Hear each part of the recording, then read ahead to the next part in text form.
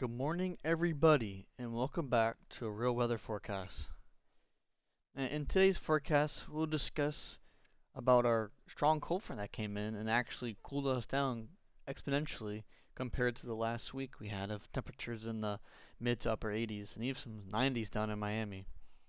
So right now across the state in Florida, we are seeing temperatures in the very chilly side with 40s by the Panhandle and even 50s up by Daytona Beach, in Orlando, all the way down even up to Melbourne, 59. Now, of course, down by Miami and the Keys, very big difference in temperature as the Gulf Stream is warming up down there and it will keep them on the warmer side. But definitely a change from what it's been like the past week. And that's all due to our wonderful cold front that blew through. And here's a little surface analysis, and you can see right now it's situated down in the Keys, as there is some shower activity down there associated with it, and that should all push off later in the day toward the Bahamas area. Now, our temperatures should stay with us like this through the week, as tonight into tomorrow morning will be the coldest of the week with low 40s dipping all the way down into Orlando and in the 50s, even stretching down all the way up to Port St. Lucie, Lake Okeechobee, and on the west side by Fort Myers. Now, of course, down by West Palm South, it'll stay up into the low 60s, right hugging that Gulf Stream. And as we continue into the day, the GFS does show some good warming tomorrow, as we do have the 80s starting to pop back up down here, while most of us up here stays into the low 70s and some mid 60s. Now we will have a slight warm up trend as we head into the week, as our high pressure system offshore does build and move toward the east, making our return flow of winds back to the east. As you can see, here's the winds right here coming in from the east, pumping in that warmer Atlantic air coming in to Florida, and you can see how our isotherms will slowly rise up and become more thicker as the atmosphere warms back up. And along with this warming, if you notice out here into the Gulf region, we do have some moisture converging into as we do have our that low a Rex block that's going on out in the southwest. I'll show that out here. And if you can look, here's your here it is right here. You got a big old upper low sitting down the desert southwest with a high pressure above. So this is here's a high, here's a low. This is called a Rex block. So pretty much what it's doing is it's blocking it from going anywhere. So it's been meandering around down there. And GFS and also other models like DRO has it has the high kind of sliding toward the west, allowing this upper low to kind of like push toward the east a little bit, but also does weaken exponentially. But you can see there it is right here. Now it's over Texas, and it's going to dip down here with some more pieces of energy conjugating in the Gulf, which will allow a low pressure system to develop in lower levels and scoot off toward Florida, which what this model shows. Pretty decent low pressure system with a strong cold front attached to it. Slide through Friday. Now, models have been consistent on roughly timing, but not really the weather. As see this big blob of rain right here? Now I've seen models show it like GFS up here, then it moves down here, and it goes back up there like a little windshield wiper effect, as you see with hurricane models. Now, of course, this is where the heaviest rain will occur, but anywhere outside that, there'll be some pop-up severe storms. And now there isn't SPC risk for that. As you can see, they don't really have anything for that day as it's too low because models haven't really been showing much of CAPE and other parameters for severe weather. We'll look at the GFS and look at the CAPE. So here's for Friday morning, and as a low form, you can see there really isn't any CAPE, and that could be due to the fact that there's a lot of cloud cover involved with this, which limits. But it looks like as a low does scoot away, there could be some leftover energy from it, maybe some pop-up scattered thunderstorms, mostly down in South Florida, as what GFS is showing. And if we look at our lower heights, here is the where is it? There it is. Okay. Here is the 850 millibar winds, and we can see if we have any shear going on. And overall, there's decent shear. It's kind of sporadic around, but GFS should show a lot more of the shear up here toward the panhandle by the low, and some pockets of heavier shear down the Keys. It looks like the severe weather threat is still out of the question, but there could be still some strong storms nonetheless. Now, if we look at the cloud cover, and there's a big reason why CAPE is low. Lots of cloud cover, not allowing daytime heating for strong mixing at the surface, and if there's a cap, I won't let it break unless we do have some strong upper lift in the atmosphere, like those troughs moving through. Helps break the lift. And I mean, looks to be very cloudy, as like it's just a big mess of rain.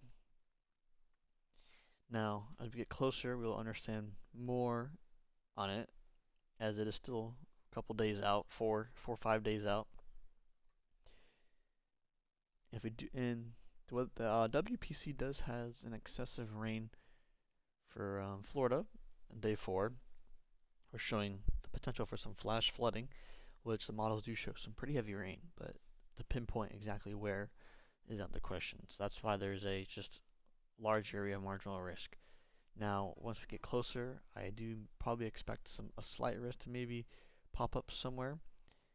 And while looking at the models, maybe down South Florida, as where that big bulk of rain moves through there. But of course, things can change, as that's what models like to do. And you can see day 3, that's where it starts, as in the Texas, Gulf Coast, into the Louisiana, and it migrates toward the east into Florida and the Carolinas. And then day 5 could be some leftover juice up in the Virginia and Delaware area along the coast. And the rainfall amounts could see anywhere as of now between probably look models are showing, as you can see, there's that bullseye of rain this model is showing, mostly confined to the west, southwest, southern Florida, upwards of 3 inches of rain. And of course, isolated spots could see up to 5 if we get training cells or stationary thunderstorms. But I would expect if I looked at this tomorrow, it'll definitely change and fluctuate as models get better and read on where the bulk of the rain is going to be.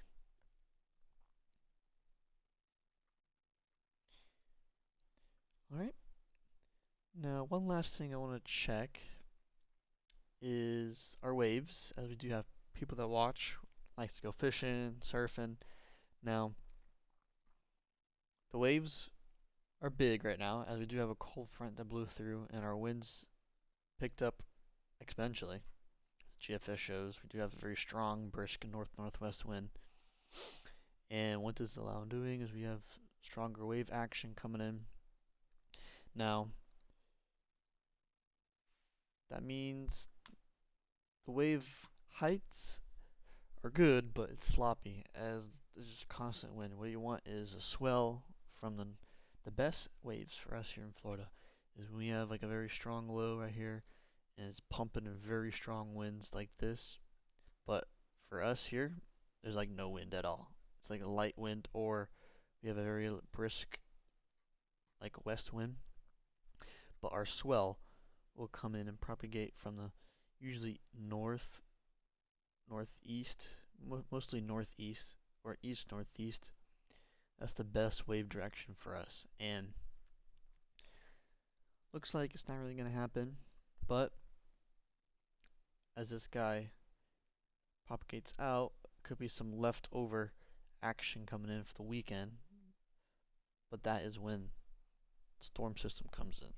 So if you're willing to brave the rain and surf, there you go. And the shelf water right along the coast up about north of the Cape is pretty chilly. It's about the mid 60s, upper 60s. Pretty chilly, so I wear a little wetsuit for that one. But yeah, wave action even picks up more. That's some good sized waves, 9 to 11 feet. Now, if you look at the winds for that time, not bad. See, now this is exactly what I was talking about. We have very strong low, brisk wind coming in, and then they slow down as they reach the coast. 8 miles per hour. It's not bad. That's in the morning of Monday.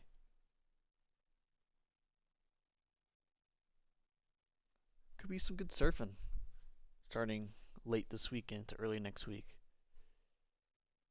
That would be really good. Yeah, we could see good swell action coming in as that low moves away and our winds settle down.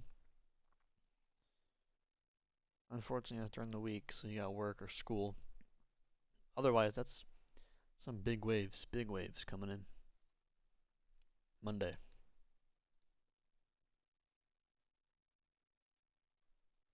So yeah, that's and the next front comes in. But that's too far out, too far out. So here's that low. Now another thing I want to point out is as that low moves, as the GFS shows, as a low, like the low of the pressure right here, you can see a very strong winds coming in from the Atlantic, pumping in that 40, 44 knots coming in, pumping all that water in. So there could be some slight storm surge coming in. Water's probably rise 1 to 2 feet. Big waves too, upwards of probably 15 foot. Definitely some wave action up here. Probably like Virginia, up into New Jersey. Big waves. So if you are heading to the beach, I'll not recommend that because it'll be raining.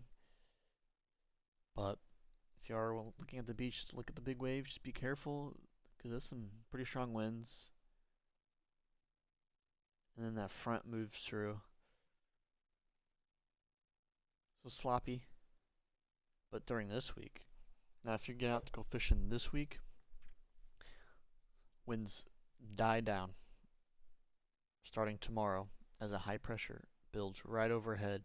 You can see all that light winds over us. And so Wednesday, even even Thursday, looks like Thursday morning is good, but then towards Thursday evening, our winds start to shift stronger from the southeast as our next approaching system from the Gulf comes in.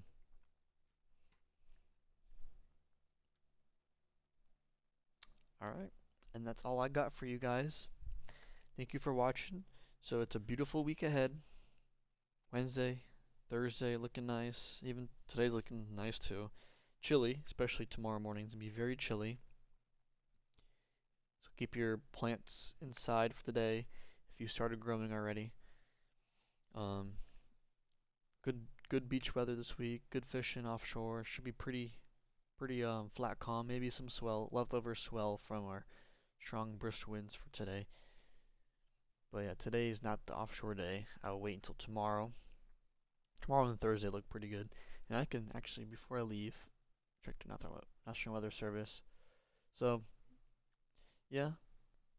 So even though it says 3 to 4 feet, occasional 5, so that's our leftover swell from the winds we are having today, like 20, 25 knots, 11 foot today, offshore especially. But our winds do slow down a lot, and it won't be flat calm, but it'll be a lot better than today, and it'll be doable to go offshore. It looks like Thursday early morning will be the best until those winds pick up. But yeah, so get out in the boat, especially Thursday.